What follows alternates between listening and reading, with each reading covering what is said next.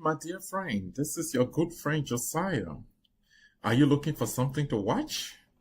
Or looking for somewhere to go or something to do?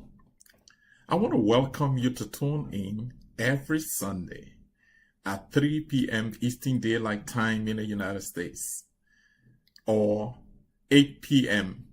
GMT or what we call Liberian time to watch the best communication network of the Lutheran Church in Liberia, My Lutheran Connections TV.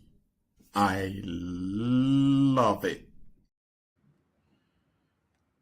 All right, Data Total, welcome and welcome to all of our viewers in Radio Land. Data Total, before we start the show today, we have one of our guests today is one of Liberia's the Lutheran Church finest. We're going to be introducing him very shortly. But before we get into bringing our guest on today, Data Total, how are you doing from the Pittsburgh end? Oh yeah, we do. Again, let me take the time to greet our viewer out there in Liberia, in the diaspora, wherever they are. And I want to greet you all to another good edition. Like the host Elijah said, we'll be getting one of our best on the Lutheran Church in Liberia. But we hope to have a fruitful discussion. From my end, things are okay, things are too bad. The weather is breezy today, a little bit chilly, but it's okay. And then that's it for family wise. We lost one of our auntie in Philadelphia. So we tried to walk after funeral to bury her. And other than that, things are okay. And my daughter also celebrated her birthday 2 days ago. My daughter Siade, she turned 30 years old. Again, I want to use a meter to wish her happy birthday. Yeah, you got a teenager at home now. Yeah. Yeah, that's good. The other sister be graduating, they can be May from PSA University of Computer Engineering. There you go. Yeah, so probably why things that's okay. Yeah. Awesome. And folks, I know maybe you want to ask about Willie and Couple. Willie might not be on stream with us today, but he'll be in the background. He dealing with some other stuff, and maybe our sister Couple will be joining the show later on. But quickly from my end in Minnesota, we have a blazer this weekend.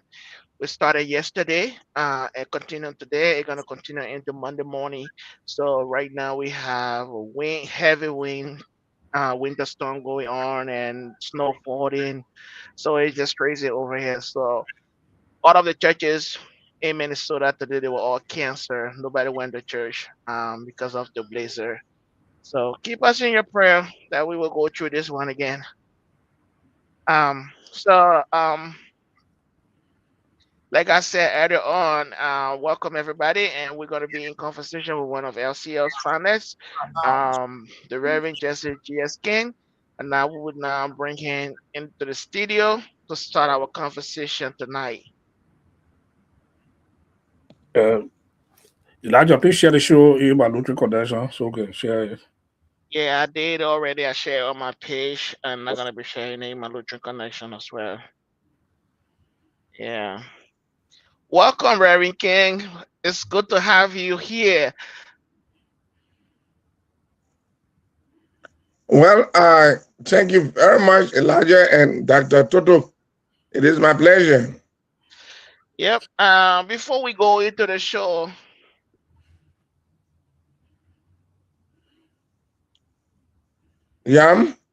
before we start the show, we just want to check in with you. How's the family? How's everything going with you and the family?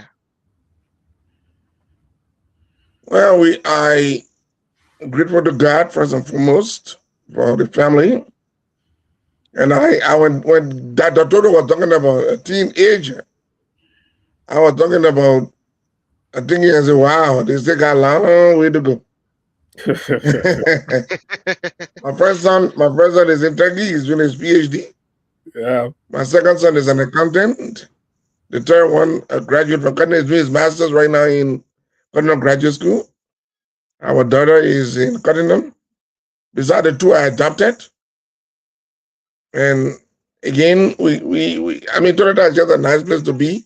Just unfortunate, we lost Brian, and the atmosphere. In fact, today was the graduation of the late training program.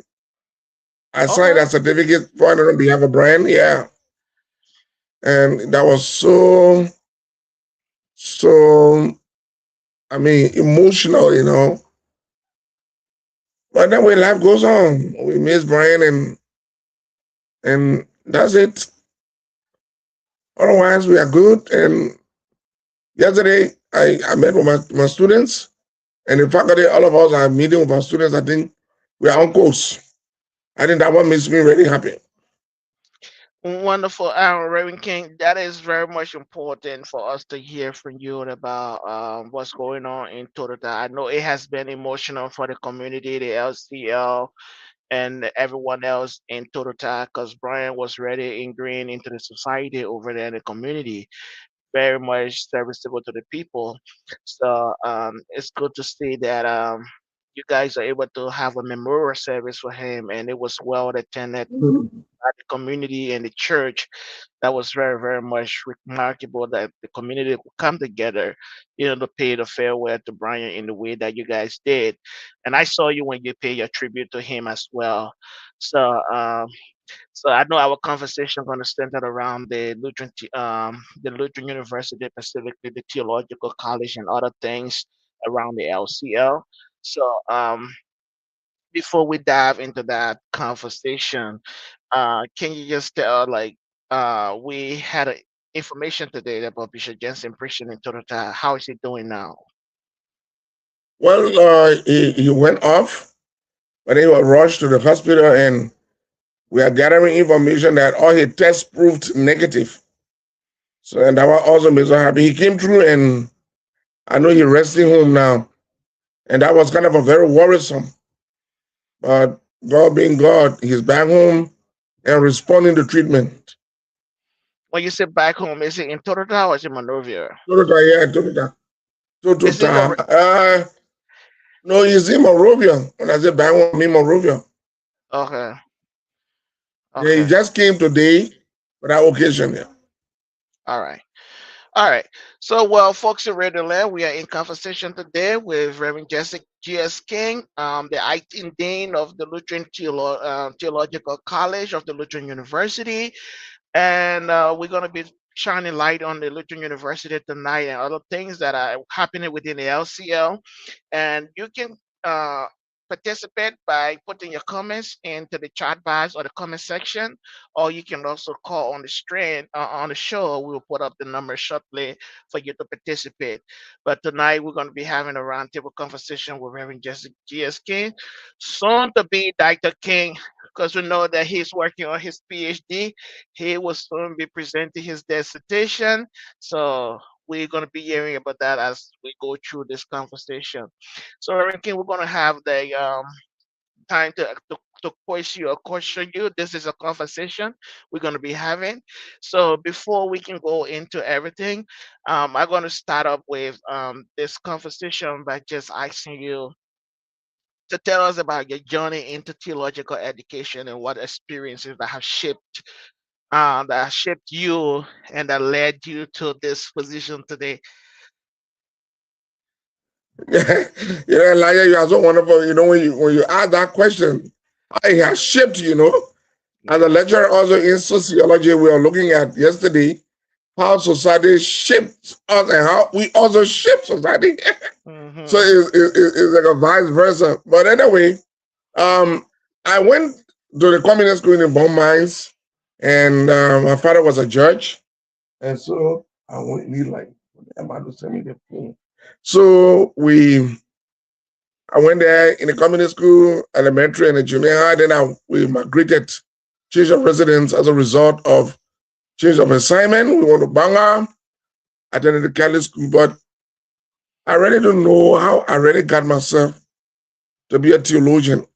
My friends that went with me to school who know me very well. I mean, I'm not boasting, but academically, I was like outstanding. I went principal list throughout.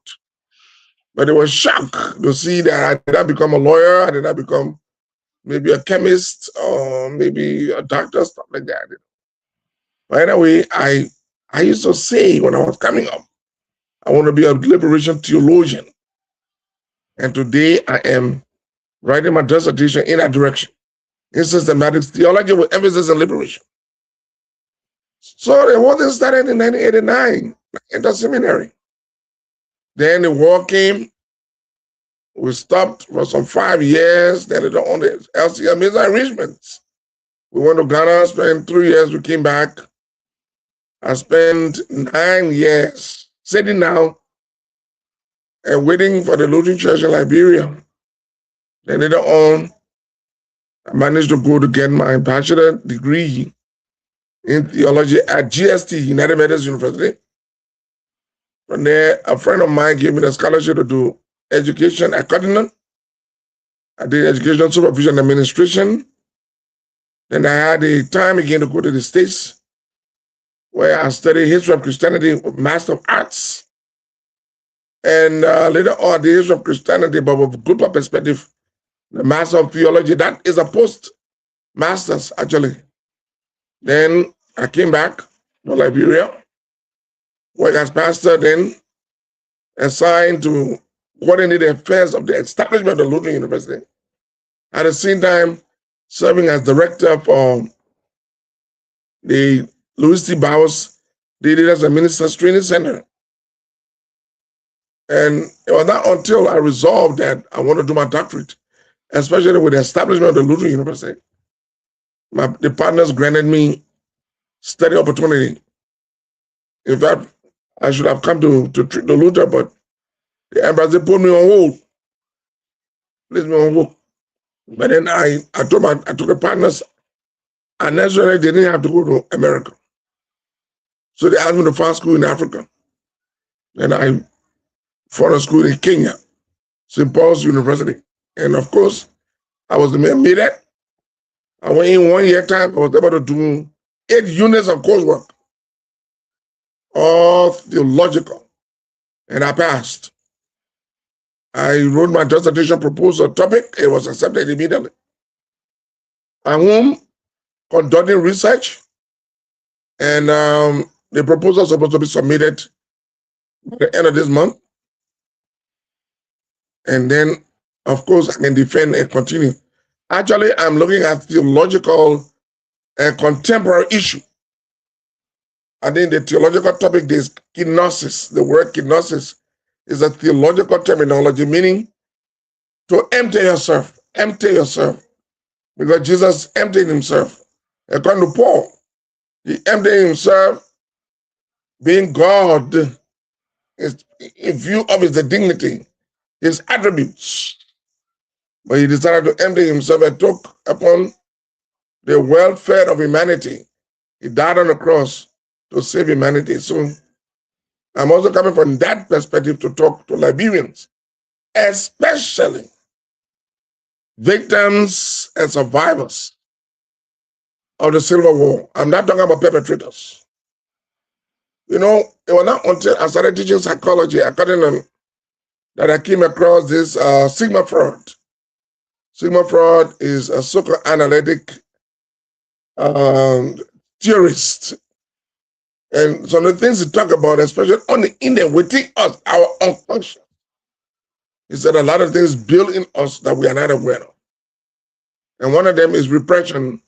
So when you place a traumatic event in your psyche unconsciously, anytime it can trigger, and that can be very bad. So I'm looking at theological issues in terms of emptying yourself in Before we view get, of forgiveness. before we Why? get, I noticed that you can get the teacher, the preacher, a microphone. So we're gonna make this conversational, and we're gonna get into your dissertation later on. And we've Sorry. given your rich background in the LCL with the various roles you have occupied and executed. Before we talk about the role of theological education in Liberia, or the LCL, I want to ask you this question: who are some mentors or influences that help form your theological vision and your leadership style? Wow. I don't know whether I should look at it from the perspective of context and actually looking at it. Yeah, very good question. There was a guy who really mentored me when I was coming up in the Scripture Union by the name of Amos Miame. Amos is still alive, but a very committed Christian that helped me to read the Bible. Then and the Lutheran pastors, some of them who have gone to glory to rest. The Pastor Jackson in Banga. Hello guys, like Pastor Jensen, Jensen Sayangolo, Bishop Small Edwin Harris. I read it, so I admire his ingenuity. And my own pastor who baptized me in Beaumont, Barry C. Lang. They were like role models, Yeah, and leadership in Liberia. I read a lot about leadership, especially from John C. Maxwell and Lee Sherman. They told me that, there's nothing impossible. There's no limits for anything that you want to achieve. And based on that, I've always taken a risk. I'm always delving into the unknown. And God, being God, has really been helping me and assisting me in the process. Yeah. So, Pastor Good, Elijah. Thank you, Reverend King. Before I go over to Dr. Total to ask you some questions, let me ask you this one last question. As you are now in theological education, so in today's rapidly changing world, what do you see as the most important role of a theological college or theological education in Liberia or in LCL? That's a very, very brilliant question. Liberians, I can always say with a joke that if you place money here, they will go for the money instead of education. And the worst one of that education is theology. Typical Liberians, especially the generation that we have, they don't never want to think about theology. Because for them, they feel that there is no money in it. No money in it. In fact, people are not flamboyant. Because I'm talking about this. I'm talking about the mainline churches, the pastors of the mainline churches. I'm not talking about the faith, prosperity gospel preachers. I'm not talking about them. If I left with those people, a lot of things would have happened in Liberia, and the young people are going to get engaged in theology.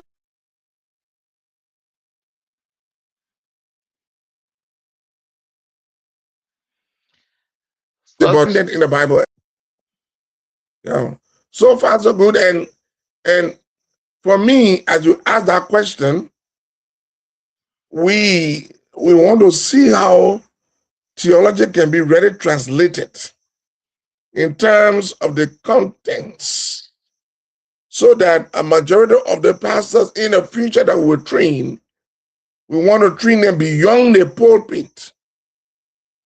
We want them to be trained theologically, contemporarily, to be able to work as community people. Because not all the pastors are trained to be parish pastors. Do we have that type of program that we can initiate? So that when you come to seminary, you will do courses that you don't have to be ordained. For instance, like you went to Luther. You did related theological courses with related contemporary courses. You don't have to be pastor, but you can become a brilliant community worker. Those are the things that I envisage and want to apply them in our seminary in Danuka. Of course, a long-term vision.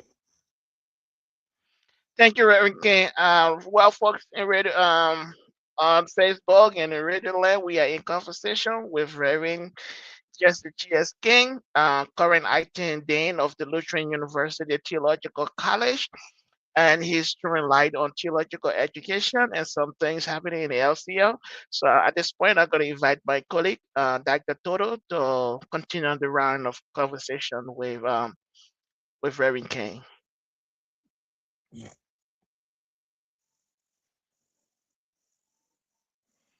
Dr. Toto, you are muted. Oh, okay. Yeah, thank you. Thank you so much, Reverend King. See your brother. To be on the show. And like you said, you have incredible children. You know that they must say in touch. We communicate most of the time, especially the one that in what they place what the country in Turkey, Turkey, yeah. Turkey, yeah. Yeah. He all reached out to me. We had a very good communication. He all reached out to me. So it's a very credible, strong job there. I can really see a good future for you when you complete your study Yeah. in Liberia. You know, that showed that the foundation that he came from a very good, successful foundation. So thank you for that. Yeah. Yeah. Thank you, Dad. Yeah. But let me take you on a different side of the Sure. question. You know, when it comes to the inside of the LCR, you know, I think when it comes to the Luther University, you're one of the funny people of the Luther University. You did extremely well. Yeah. You had the foundation in terms of going on to the higher commission to get accreditation, and things went well. I don't know what happened. All of a sudden, you just disappear out of the scene. You know, can you bring us back to speed? What happened? You know, Dr. Toto, a lot of things are happening, I must admit. When the bishop took over, he was not patient to listen to me. He was influenced. He had people that he was listening to. You know, the scripture is right. It said a prophet is not respecting his own. He be my bigger brother, knowing me from way down the line. You know, sometimes you overlook the kind of a person some people, and exactly what he did. After we suffered, in fact, he was one of those that really helped me as a progenitor, a trailblazer of the formation of the University. At that time, he was in Phoebe. He used to give us accommodation. In fact, to the extent that he would feed my team. But when he got over, one would have imagined that, look, Jesse, I'm here for you. But he insisted on things that I did not see to become a reality. For instance, he wanted the committee to go on the board, the school's board. And I told him, Bishop, this was impossible. Because I know the Lutheran Church. I know people, if you do not pay them, they will not work. And if you put this committee on the board, I know where I'm coming from. You will meet up with a sincere failure. And he insisted that I go on the board myself too, I resign. Now how come I left? Okay, that's and today, this is not even on the board. You know, Dr. Toto, even when I was struggling those days, some people left the committee, walked away and told me, since the Lutheran Church did not commit a dime to it, we will not work. You know, one would say, look, there is a result of God's miracle, His grace, that we are here. My insistence, again, my stubbornness, and looking at the history of the Lutheran Church, I said to myself, I will not give up. That's good. But when he took over, he didn't want to listen to me, and he's my big man. I didn't want to get into confrontation with him, so I resigned. Okay. That's good, Larry. So that go to step aside and give institution the opportunity to grow, and which was a possible decision he made. But now, since Reverend Brian passed away, may his soul rest in peace. My condolences to you also to be very close to him. Yes. And Yeah. now that I see that you're acting dean of the theological college, so how is it like? Are you happy to be back or what's the relationship with you, the board, and the current president or Dr. Omaragba? Dr. Zoro, you are very brilliant. Thank you for those questions. Now that I'm coming back, I've been back a long time. When I resigned, I told the bishop, I resigned as the coordinator, but I'll work with anybody that you bring in. And I started to work with William, the guy that you brought in. I work with William. We the one crafted the strategic plan. In fact, I did exclusively the curriculum for the College of Theology and presented to High Commission. The High Commission accepted it right away. How come we had 2 colleges in Toronto? More besides doing my research here, I am still working as a lecturer. The last semester I lectured here, early church history and Old Testament survey. This semester I'm lecturing psychology and sociology. So I'm back. I've been there a long time. It's just I've not been in administrative position.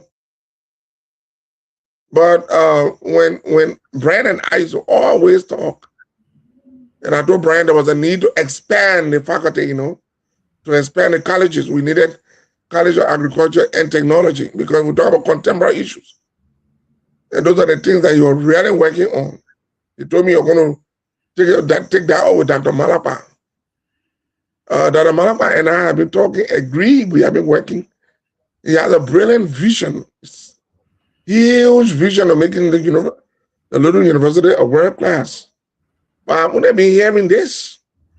Since I came from Kenya, all my research studies, I wouldn't be hearing about world class. I've not seen it. And we're still having 2 colleges, College of Theology and Education. You talk about world class since 2024, 2025, and then 2026. Even when he made me dean the other day, I told him I needed a petty cash to commute and run the university. He told me emphatically there's no money. So I work on a pro bono. So this is my worry. I'm not so much talking about money to pay me. However, I cannot work without money as a lubricant of the engine.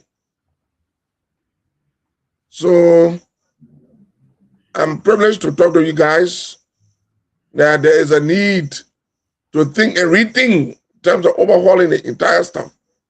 Dr. Dennis will say that the train has left the station. We cannot turn back. We have the faculty here, we have the facilities, but that thing they call the money, if it is not available, you will not see the type of people you want. And as I told you, Dr. Dodo, I work with the government university. I'm the dean for the College of Education. Because of my presence, we have revised a lot of things that the president is so dependent on me. I'm independent. Which university? Bon County University. Okay. But I can leave that college today and come and lift the Little University up. I only need chance.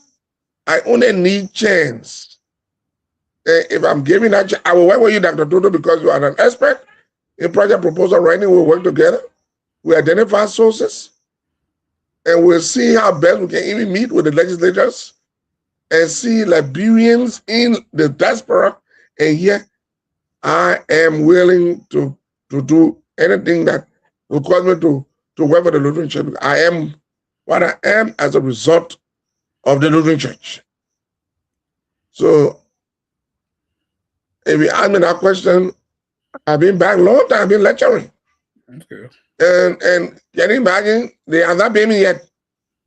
And I can commute between here and talk to them back and come back and lecture nobody about it. Again, that's my university.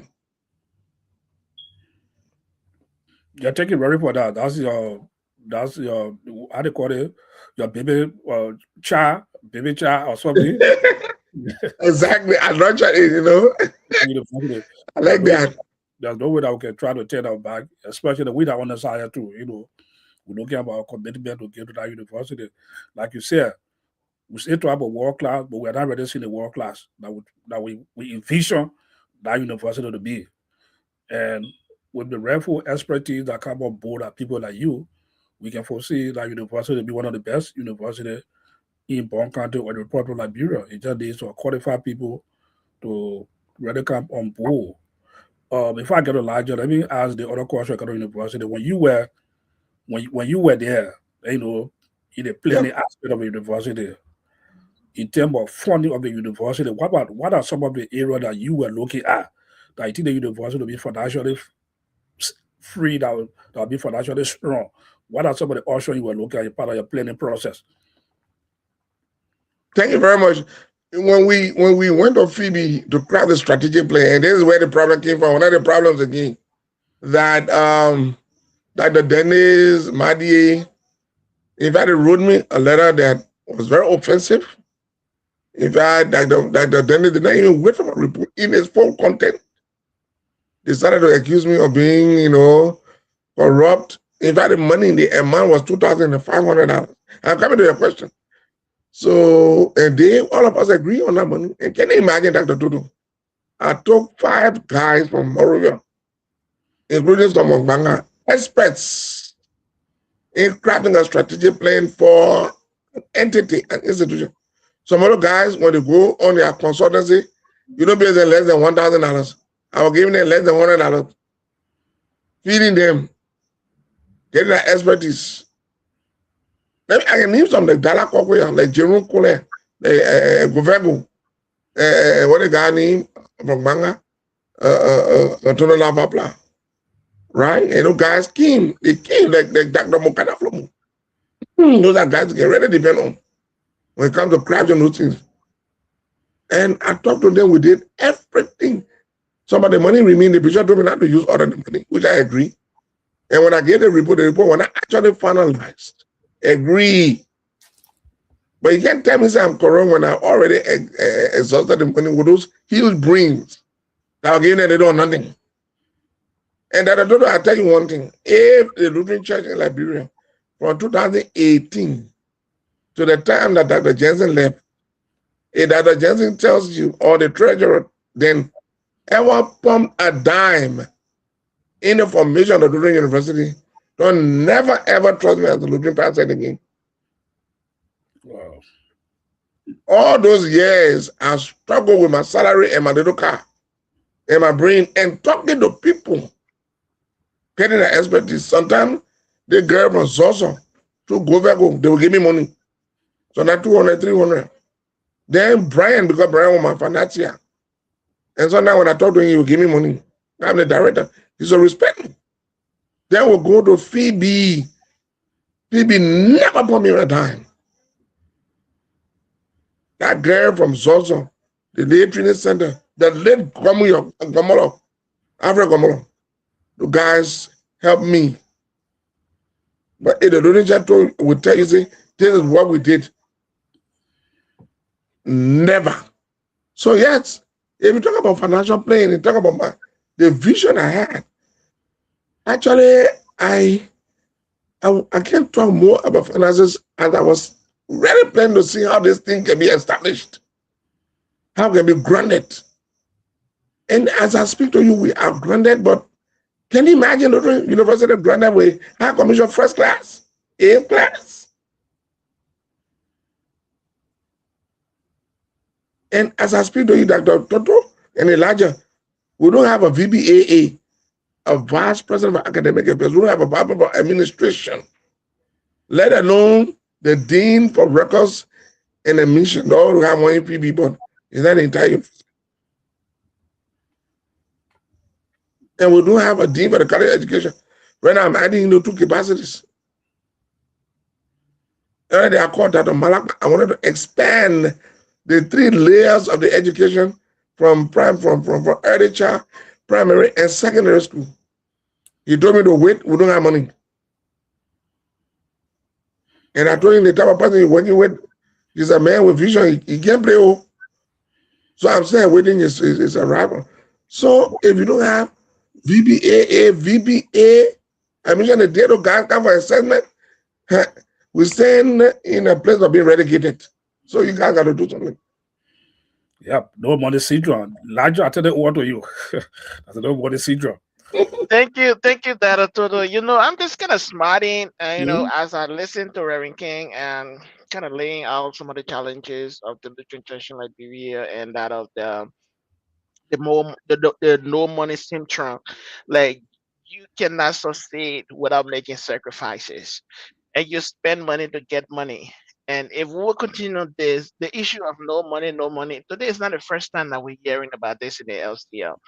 If we want a world class university, we have to make a world class sacrifice, and we have to put in the work to get a world class university. But that's another thing to talk about in the future. So as we are in conversation with Reverend King tonight, I just want us to look at other aspects. So I'm gonna bring it a question about the church and society, Reverend King. Yeah. Many churches are facing new social, ethical, and cultural challenges. How can you describe theological institution, or how can theological institution prepare pastors and leaders to respond to these realities? I think I said that it will depend on a vision. The vision needs to be crafted. We need to work on the curriculum, and then we need to think, because even though artist sociology, as I said the other day, when the president pronounced that we should do away with harmful practices, I took it to my class. And any children, I told them, let's discuss it. And the children were very articulate. They told me, yes, the president is right, but there are some things the president has not seen. He's talking about the harmful practices, but the social aspect of these groupings, the economic aspect of it, and the leadership composition of it. The president has seen these things, and especially the rituals that are also attached in terms of, I mean, this is a social media, I don't want to say this, but once upon a time, one of our deacons died. And the master of the poor went to the church and told the deacon, what if I was not there? Oh my gosh. And then we let this Yeah. But what am I trying to say? I served Elijah, you are aware, I served in Son of your parish as pastor for more than 7 years. And these are the things I encountered. I went to places. But because of my missionary and my mission strategy, that I was able to kind of get to be part of those people, I was able to enter some of the sacred places. I didn't go there because I wanted to go and be a member. I went there with the intention of spreading the good news of the gospel that nothing will stop me. Okay, let me come back to your question. We have social, we have ethical, we have several issues in Liberia, especially the post-war cultural issues. And the church stands down right now. In my dissertation, and this is what it is I'm thinking, I'm working on right now. How can the church become a catalyst in helping to reintegrate, talk to people who have been what? Devastated by war. Like one of the guys, Nigeria on social media. When this Samuel Jackson said, and that the boy father we came in the war. You know what our boss said? We are far away from achieving our goal. He said, this thing the man said, it will not go free. Those type of people, these are the type of people I want to work with. If my organization was established right now, I move straight to him. And we'll be talking about forgiveness. We're talking about healing and restoration. If the father was murdered, nobody knew about it. Somebody can say they did it. So don't think that this trouble in Liberia is over. It's not yet over. So the church needs to train men and women in different sectors, in different academic arenas, so that they themselves be able to respond. And there's a reason why the Dublin University is here. And when we say world class, a university will be different. These are the type of things we'll be thinking about. How we can become different. How will train people, bring experts from different walks of life. Then they come here and help us. Like at the university in Kenya, when I sat among my colleagues, we're talking about contextualized African liberation and strategies, talk about decolonizing Africa. We talk about neo-colonialism from the perspective of the gospel. Eh? We talk about liberation theology. We talk about Latin American theology. We talk about South African theology. We talk about American. How do we see these theologies emanating within the context of our own well-being? Enculturation. What is the gospel? That one of the questions you're asking about enculturation. What does the gospel say to our people? And we are here to teach the people. But we don't want support. Thank you, Reverend. Give me Thank you, Reverend support. King. I see you talking about the issue of reconciliation and our society, Liberia, being very far from reconciliation. I share the same Elijah, opinion. Yeah, Elijah, I think Reverend frozen. but I was still hearing him. Yeah. Were you hearing him? I can say yeah, but You not getting me? we Oh, hearing we you. hearing you. Yeah, We yeah. hearing you just like your video is Frozen. frozen. That's all. But if Yeah, you're my hearing, video, I got it. It's dark. I don't want to go outside. Yeah, we My can hear son you. is disturbing. Okay, yeah, you. Yeah, you will disturb me. You will not be disciplined. So I let me stay in the darkness. No, So long yeah, as you can hear me fine. okay, yeah, yeah, it's you. fine. Excuse me. That's fine. Yeah, so Reverend King, as you're talking about the issue of reconciliation in Liberia and our country not being used, Elijah, let me correct you. Elijah, stop yeah. right there. Let me correct you. My dissertation has nothing to do with reconciliation. No, I'm not talking about your dissertation. You alluded to what Mr. Jackson said and the reaction of somebody and saying that Okay, the good. country is not healed. So that's what I'm saying. I agree with you that the Okay. country is not healed. And that brings me to my next question. As a Yeah. theologian and as a pastor of the Lutheran Church in Liberia and a person who is in theological education, what role should a theological education play in addressing the issue of justice, reconciliation, and community transformation? The church is the only institution that can do it besides any other institution. Because the church, for instance, let me look at the trauma healing and reconciliation. The trauma healing were more psychosocial in terms of counseling. They were that whatever their orientation. They didn't go into the nitty-gritty. Okay, let's take back to TRC. TRC, yes, they touch some things about Christian principles. They talk about forgiveness. I mean, they talk about things, but they did not touch the cross of the matter.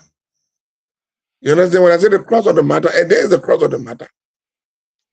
That Jesus Christ, who did not keep his glory, but rather he emptied himself of all these attributes and forgave those who hurt him. Is that message by the church is taken to the victims and those that are survivors who are still harboring resentments, who are still harboring hurt and pains within our psyche. The church, as the Catholics, the agent of liberation, will meet with this person for the sake of Jesus Christ. We come to you that you must disarm. Other than that,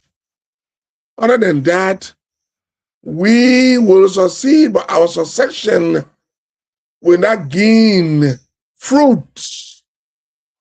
As one will say, for the sake of Jesus Christ, I am forgiving this perpetrator, this guy who killed my father. And I'm not doing it because of the sake of Jesus. And for me, if you can find different other means, fine. Because Jesus said, I have come that they may have life and have it in abundance. He said, I have come that the prisoner will be set free. Those that are blind will see, the captives will be set free. And that is the Jesus that we are telling the victims and the survivors about. Why are we not talking to perpetrators? Because someone else said they didn't get a fly. No sense of remorse. I'm not going to waste my time on the top of people. Reverend King, speaking about the church, you said the church is the only institution that can reconcile the country. that brings me back to our own Lutheran Church in Liberia. Since after the war, the LCA established Trauma Healing and Reconciliation Program, which of course all of us, some way or the other, sat in some counseling classes and learn about reconciliation and stuff like that. From your own perspective, do you think that the trauma healing department of the Lutheran Church in Liberia has done so much for the society in reconciling or educating people about reconciliation, or the church is still far away from its goal? Yeah, the trauma healing did extremely well, but they were limited. And our limitation is that they did not go into the nitty-gritty. What do I mean by that? Their message should have was stamped on what Christ did. And that could be applied to the victims and survivors. But they did something. They talk about reconciliation, they talk about trauma counseling, they talk about psychosocial counseling, they talk about the visual cycle of violence in terms of forgiveness. But when Christ was not ready, Christ did not become the nucleus where everything came and boiled down to what Christ did, they were still working on the surface. Okay, And thank that's you, my Reverend. perspective. Yeah, thank you, Reverend King. And you also, like, we are talking about reconciliation, and we're talking about the Lutheran University, and we're talking about the trauma healing and reconciliation program, and talking about a country, a post-war country. Like, we say that there are people who are not healed in Liberia, and we've had instances where, like, take for an example, the situation has just happened to the Guinean Liberian Command Border, and we saw young people that were that were that were like agitated, and they showed up in a way that was very surprising, and taking up arms against people with machine guns and everything else. And that shows that our society is not healed, and we are like sitting on a time bomb, because a lot of people are just looking for the opportunity where they can react and get into doing something.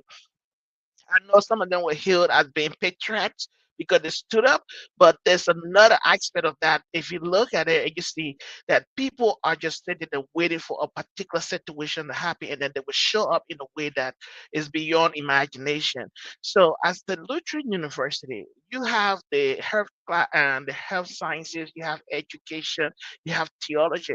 Are there plans as you are coming in? You are now into the leadership position in the theological college? Are you guys planning about around building an institution or a college for peace and reconciliation? Who the hell Thank you did very that? much, Elijah.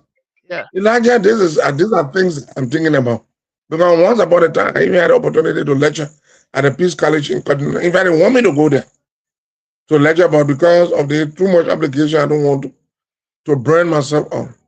But what is happening at the border, this is something that Liberians should be very, very careful with.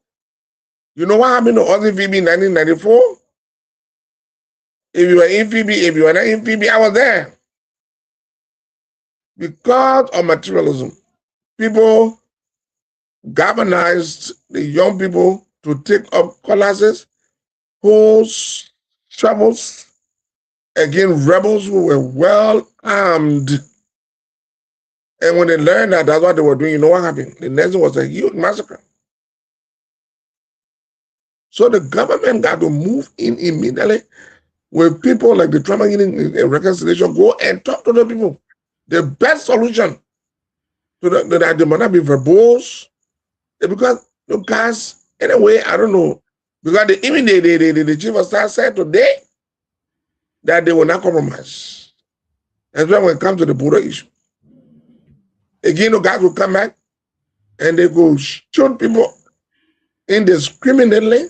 And the only thing we'll be talking about maybe ECOWAS, when ECOWAS was coming.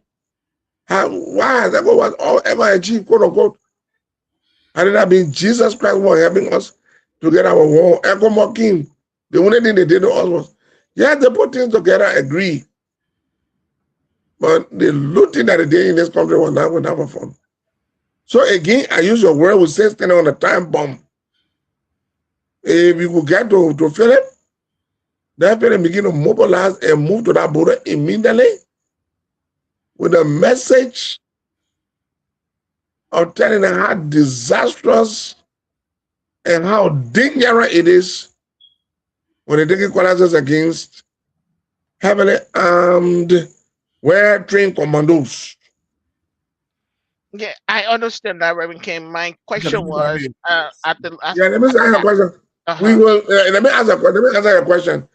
As soon as I'm giving the go ahead, because at the two colleges in view of the two that we have, I want to establish the College of Technology and that of Agriculture.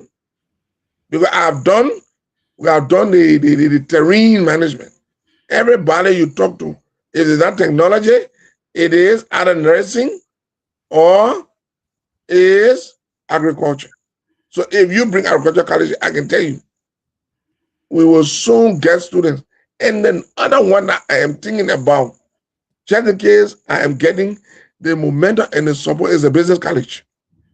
The business college must be was established maybe a year from now. We can look at the venue. Probably we can establish it in Monrovia.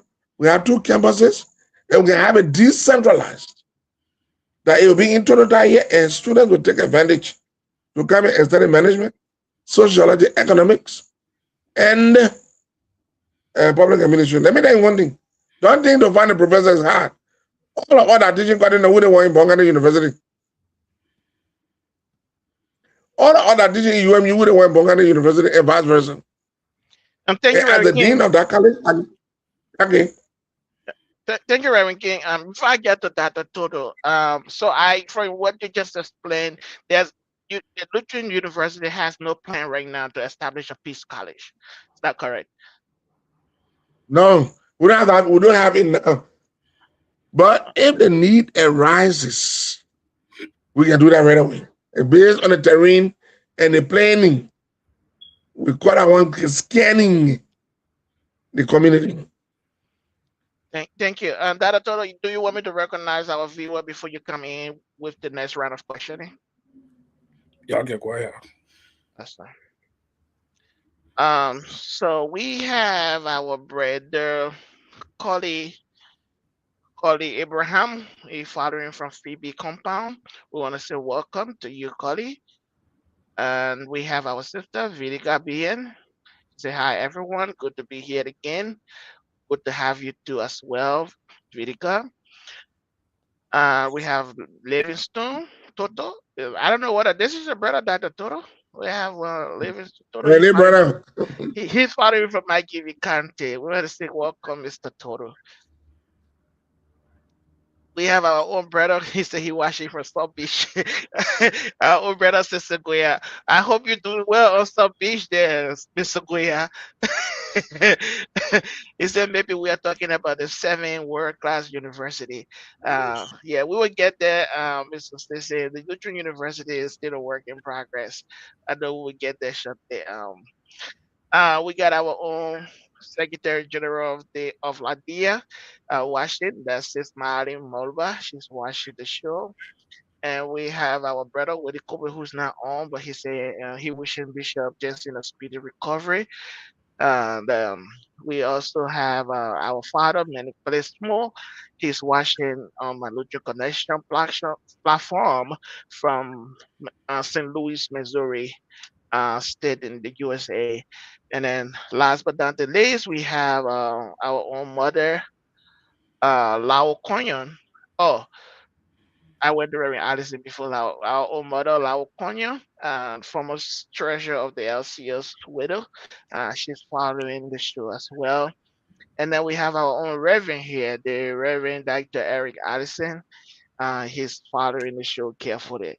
So we want to say thank you to all of our viewers, and then I would turn it over to Dr. Toto for the next round of questioning. Yeah, okay, then thank you so much. Reverend, let me take you to a different aspect. Let me take you to the church politics. Sure.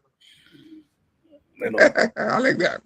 Yeah, which that's another era. So time ago we discussed on the show, yeah, you know, there was pastoral retreat that were here in the southeastern part of Liberia. I don't know whether you're part of that pastoral retreat, No, no, but no. information from our sources, there were some amendment want to be made to the Constitution about pastor in the diaspora, that Lutheran pastor that in the diaspora. So what is your opinion on pastor that live in the diaspora but they are Lutheran pastor, and if they have to want to come back to contest future election in the church election? What is your opinion on it? So what did the resolution say? They were stopping them from contesting, or what? They want to post certain restriction, or they want to post certain clause from our sources. So we're just asking for your opinion.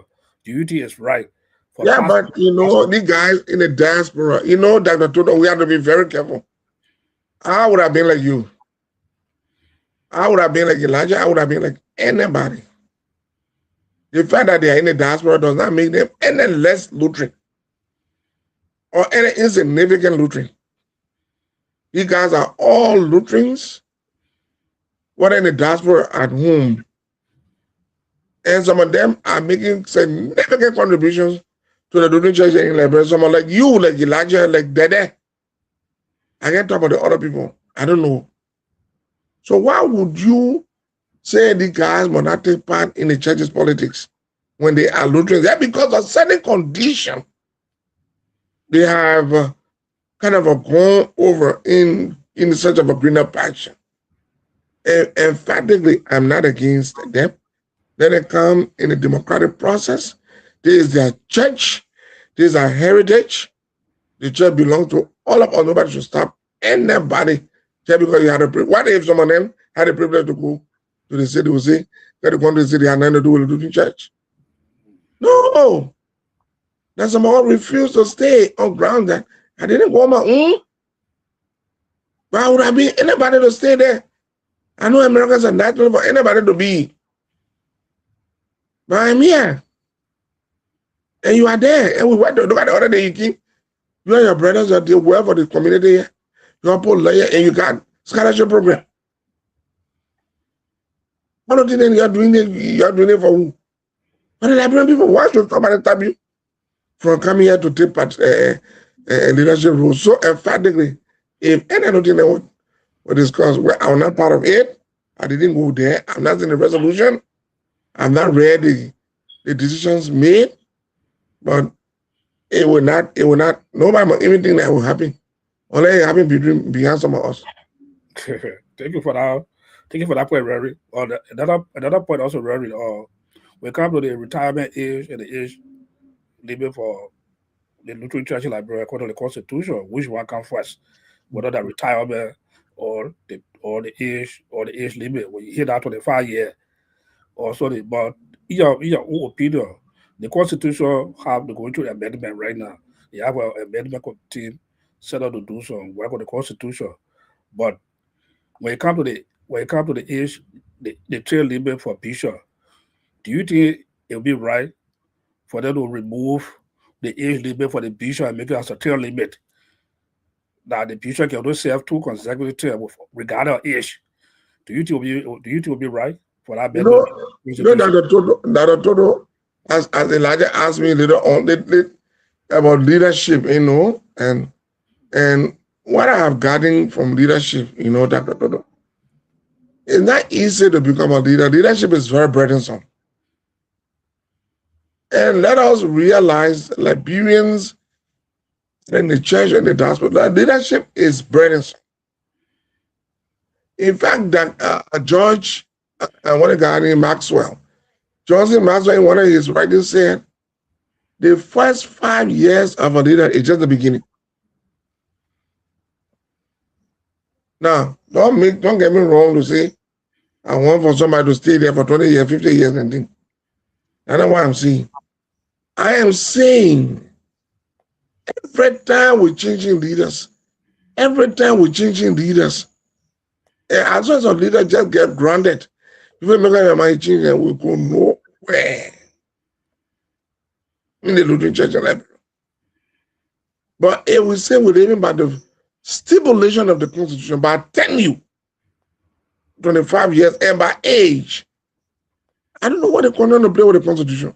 Every time they're amending. For me, this is wrong. Let the Constitution leave it. Let it serve its purpose. If it's 65 years, after 65 years, cool. But if you want to expand it and send to 70 years again, then this is where the trouble can come from. Yeah, and for me, if it is 2-term, I have no problem. But I really want a leader to be really grounded, to be able to see and work with the challenges and the opportunities that he or she will have come across in his church. I mean, for me, unless maybe God will make me bishop, I don't know what I'm thinking about. I want to go to university to help. So, anybody who wants to be the bishop, I will support you. Because for me, but if you guys want me to be bishop, I will decide. So do you have Especially a plan? for you get the So do you have a plan for the next bishop election to contest? No, unless you director, you say, Jesse, me and my colleagues in like a year we say we want you. Okay. And I will consent.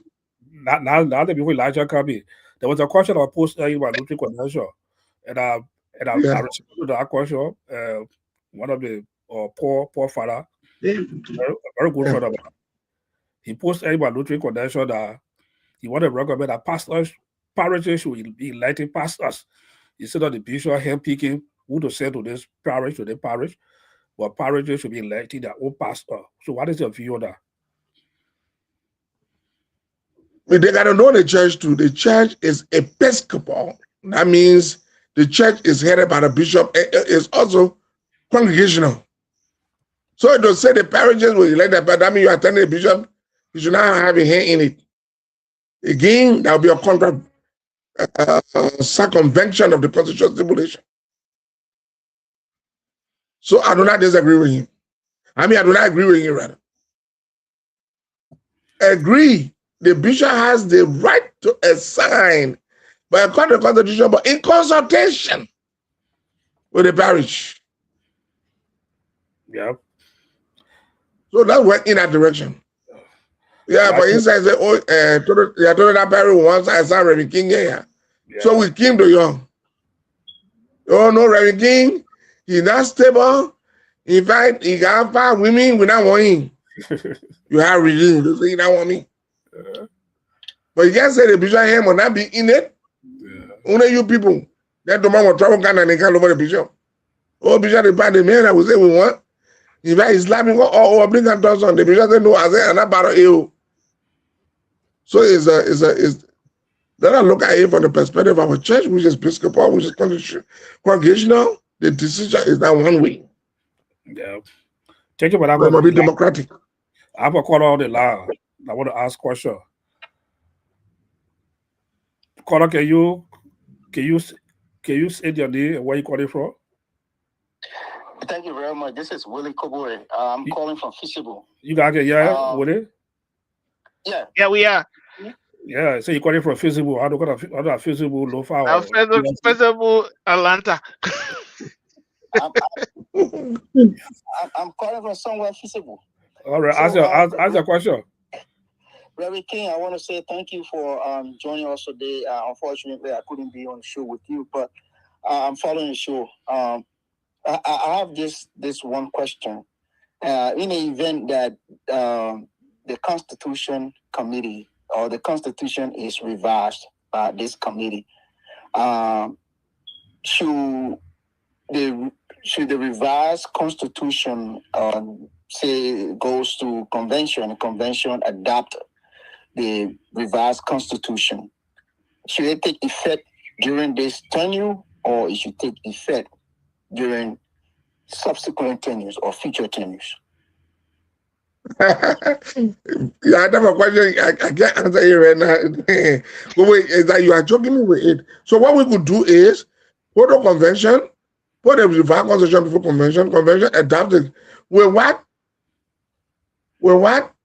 how do you call it? These are some words that we use with preconditions. Okay. And what will be the precondition? It must take effect now. It must take effect in the subsequent time. Convention, the highest decision-making body in absence of the Secretary Council, will take the decision. So if I should say anything about here, well, it will not help you. So, They have preconditions. based on your experience, Reverend, just to follow, based on your experience, what do you Yeah. advise that when should this amendment take effect? In fact, why should they make an amendment? Why they can't leave the constitution? Then it takes effect. Then the bishop can serve his term and rely on constitutional stipulations and move from there. Why amendment? So I'm not one of those that are going for amendment all the time. We are playing with the Lutheran Constitution all the time. Why? Isn't that crafted the right way?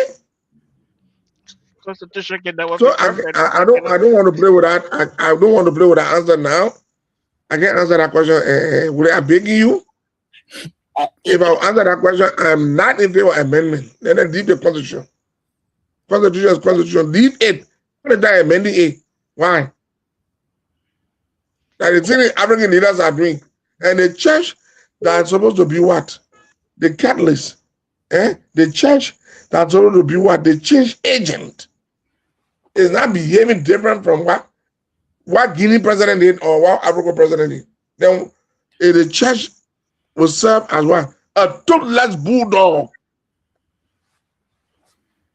Because they will not be able to say the conscience of the nation is the church.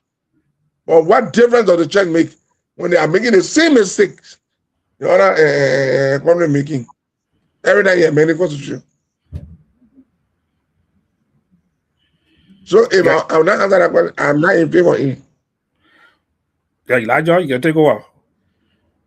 Thank you, Dr. Toto. Thank you, Willie, for the question. As we are drawing closer to the end of the show, Reverend King, I agree with you that the Constitution needs to relax and there's consistent amendment to the Constitution. We are human beings. Human beings, we are dynamic. We are political human beings. So as the society is changing, you got to live up to present day realities. So if there are clauses in the Constitution that does not, conform with present day realities, people will propose amendment to your Constitution to be able to get those things in there that will reflect present day reality. But I agree with you that the Constitution relax and let people serve as they want to and give chance to others. So that Toto was asking you whether you have any ambition to be a bishop of the LCL, and you said we have to. People got to ask you first, but from your own conviction, do you think that in the future you want to be a bishop of the Lutheran Church in Liberia? Oh, we just lost Reverend King. I think his internet dropped. Hopefully he joins the show again. And then we will continue the conversation with Reverend King.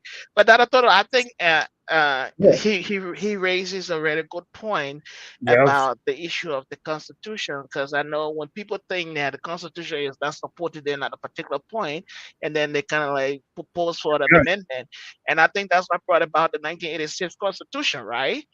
Yeah, to my hands, especially I think Peter Jesse did an amendment to the Constitution too, right?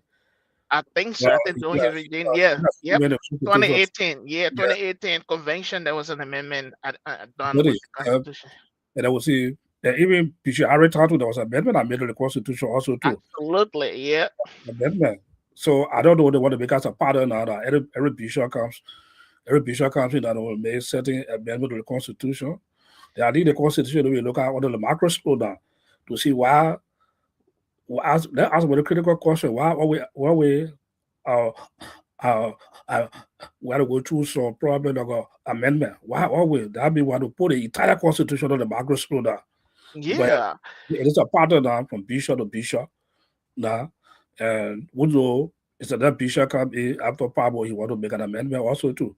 So there's a need for already put the entire Constitution on the microscope and just look at the entire thing.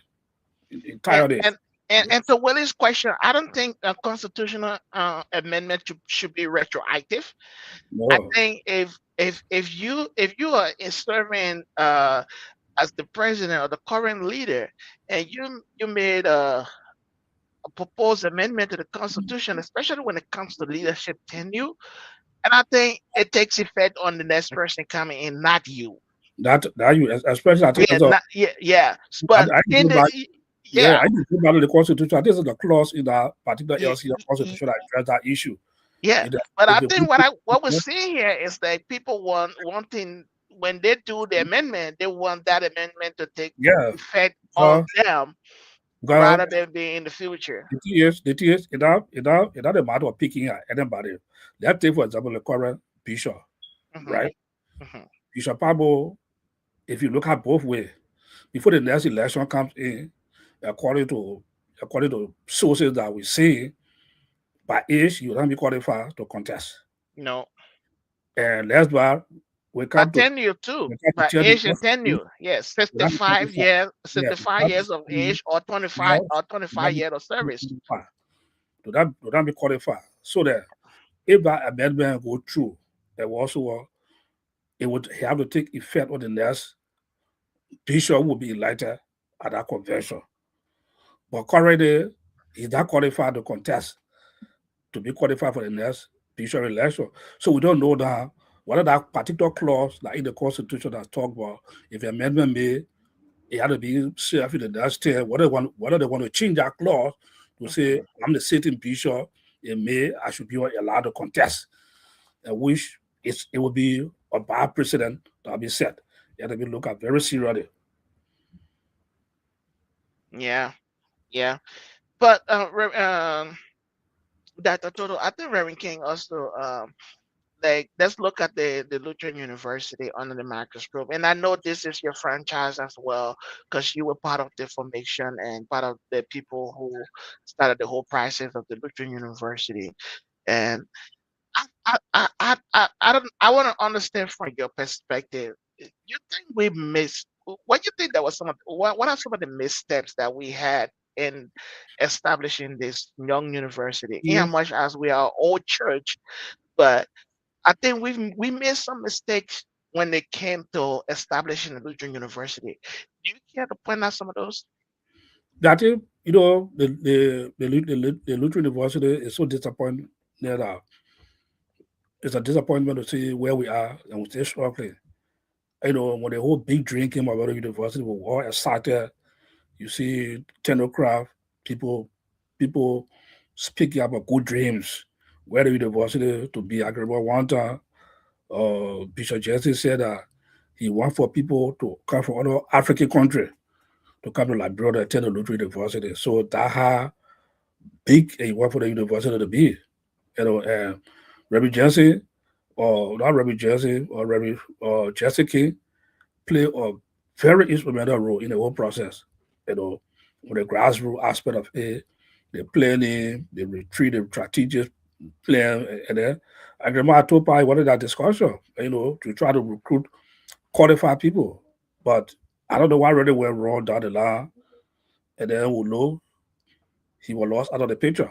But I think he explained some of the reason why he's at the side. And then we did not achieve most of the things that were geared towards the opening of the university, especially the time of even the strategic player, even from on the side, there were no strategic player, even up to today. I don't think we have a We strategic don't plan have up one. to today. Yeah. We don't have one. I did a project proposal to give it to the Lutheran University through Aliyah that offer you my service and charge us some money.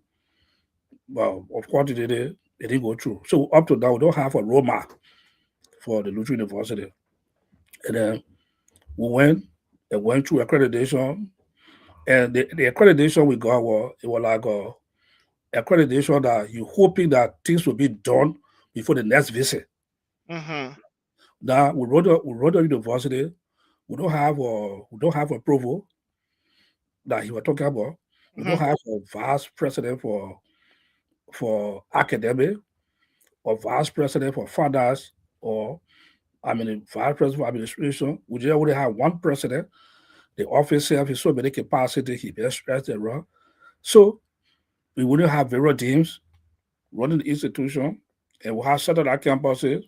So the decentralization of the whole entire university had not been complete. So if we try to list the problem that the institution face right now, it will be a mountain of problem. But at the end of the day, those are there, they're doing extremely well, they're working. When it comes to the financial aspect, Tata Barakwa told me the city. He told me that Toto said that I'm not getting a dime from the LCL. That's the president of the university. You're not getting a dime from the university.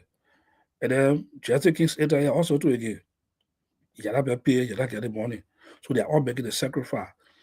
You to know, make that the total, this baffles me. And we are a church, we are a Christian institution, and I think the whole thing about leadership, about planning, we find them all in the Bible. And planning is one of those important things. And even in scripture, you will find it there. If you read Habakkuk 2:2, right? What it says, write the vision and make it plain, that he that readeth it shall run with it. So that's planning right there. You have to write the vision and you got to know where you're going. So if we say we won a Lutheran University, I understand that you did all of the requirements, you did all of the documents to get you accredited through the higher educational, department of the Republic of Liberia. But you also have to have a roadmap. That is a vision. Where do you want to see this institution in 1 to 2 or 3 years or 5-year term, short term, medium term, and long term goals? You have to set that tone. But I think the LCL, I think we missed that mark. And one of the things that I keep saying, Papa, now we talk about money, money, money, money. If you do not set the vision to bring in money and you rely heavily on donations to run your institutions, then you are heading for failure, because donation monies will run out. And if you're not getting donation money again, your institution is bound to fail. And I think this has been the part in the LCL. We run institutions like projects. And we have to graduate from that mentality of running institutions like project. A university is not a project. It is a long-term institution that is intended to impact and transform society. But if you have a university today, you don't have a VP for administration, you don't have a VP for academics affairs. You just have so many lapses within the academic or the administrative structure of that institution, and it boils down to we do not have money. Okay, we do not have money. So why is it that you're running a university if you do not have money? The first thing, I think I said this before on the show, we missed the mark. We did not create enough publicity around our university to let people know that the Lutheran Church in Liberia is on the new roadmap. We are about to launch a new university. Where our campuses are. These are the programs we are running. These are the degrees we are offering, and this is where you can contact us. Our campuses are located at these various locations. Even City Council, there was no number, that was Brian number. Yeah, so there's no functioning website. So we just have so many things to do as a church and an institution, and we have to take steps in that direction in order to make the Lutheran University what we want. Like you see today, in America, the Luther Seminary right now, the current campus in Minnesota, St. Paul, that campus is gonna out to be is out for sale right now, because international students, they were making a huge contribution to students coming from out of country to do the seminary. But now we don't have the influx of students coming anymore. So they're not going to relocate that campus or either merge it with another institution, and there will be no more Luther Seminary in St. Paul. But rather it's going to be merged with another institution. So, and they are now considering Africa, like Liberia. So if we have an effective theological educational program in Liberia, an effective Lutheran university. They're now going to be sending Mhm. students who's supposed to come to America for study. They'll be sending them to Liberia. But are we there yet? Like Elijah, like you already say, you always say what are your quote. Mhm. We always say on the show, yeah, the Lutheran without brethren. We have people that are affected the Rhoda University, Liberian Lutherans, especially here and by home, qualified people. They have the credential in higher education, in university administration, in faculty, in teaching. They can run that university successfully Mhm. with the support. But our people, I don't know what really wrong with what. Just for example, right? I did my undergraduate in Nigeria, I went to university in Nigeria. And that university in Nigeria recognized recognized me. If I wanted the Lyceum officer of Laotia in the US. We just the alumni of Laotia. We just had a sister relationship with the university here in Pittsburgh. They donated $500,000 worth of computer equipment and other things for the computer department at the University of Nigeria. As I speak to you, just yesterday, it was uploaded in a container. It will be taken to Nigeria. Now, yeah, I'm out there, sitting there, sitting there observing, and I know the deficiency my country Liberia facing when it comes to especially our Lutheran University. The authority, why you think I can help in that direction? What they show some time ago, I offered my service to Dada Bagba and say, make it official, let me be the liaison officer for the Lutheran University. Yeah, we can have a sister city relationship with a university, yeah, to connect with the university or to give them some technical help. We said it. How was that message taken? Whether it was approved, whether it went to the board or the board approved, how was it taken? Today, no zero communication. Yeah. So how do you expect us to come in to provide help, especially for someone that have the PhD, that have the terminal degree? They will know where to reach in terms of higher education, where to navigate, and then to give the good resources for our own university that will support them for down the line. So it's just so sad. Today, up to now, we don't have no role model. We don't have no strategic plan talking about. We keep talking about it every time we go, oh, you better work on it. We're working on it. Another year coming again. Another time coming again. That you would I see any kind of productive document that we can load up to say this is document that for the Lutheran University very well. So but somebody for me that just keep quiet now. Let me use my expertise, my knowledge to other institutions or other organizations that see it more valuable, that can be more helpful than needed. Look at we shipping $500,000 worth of computer equipment to a university in Nigeria. Yep, when you're able to negotiate and do the same for your country, Liberia, it's hard. That the total, it's hard. But again, I think we will get there. It's gonna take time and take us time to get there. It might not happen during our generation. Maybe the next generation to come. Maybe they will achieve that. But we have to do what we can do at this time. We have to throw light on things that we think, things that are bothering or hindering the development of our church. And I think that the leadership of the LCR, they need to put some little bit of a wheel on so they can start hitting the gas running and kind of like making plans in a direction to sustain the LCL, because the church is self-propagating, is self-governing, but it lacks being self-sustainable. And over decades we are still, I can say over a century now, right? We're more than 100 years old now, right? Yeah, over a century now, and we are not still self-sustainable. We're still struggling with that piece. So then, where are we going? So I think the LCM needs to have more conversation into financial sustainability, as it relates to the future of the Lutheran Church in Liberia. What I was talking, I say. Okay, Reverend Anderson just said, current and future financial sustainability plan as serious have been serious brainstorm or seriously brainstorm. Yeah, that's true, Reverend Anderson. We have to seriously look at the issue of financial sustainability of the LCO.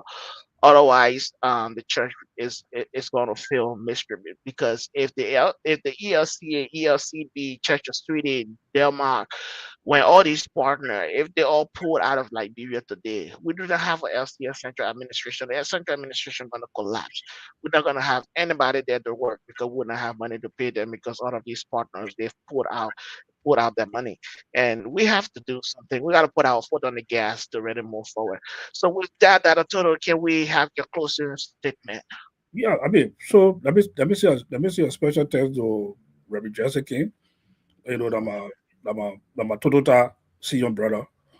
You know, we're going a long way, and for coming on the show and answering some of the critical questions that we have behind, you know, the address and opinion, especially about the inside of the church politics.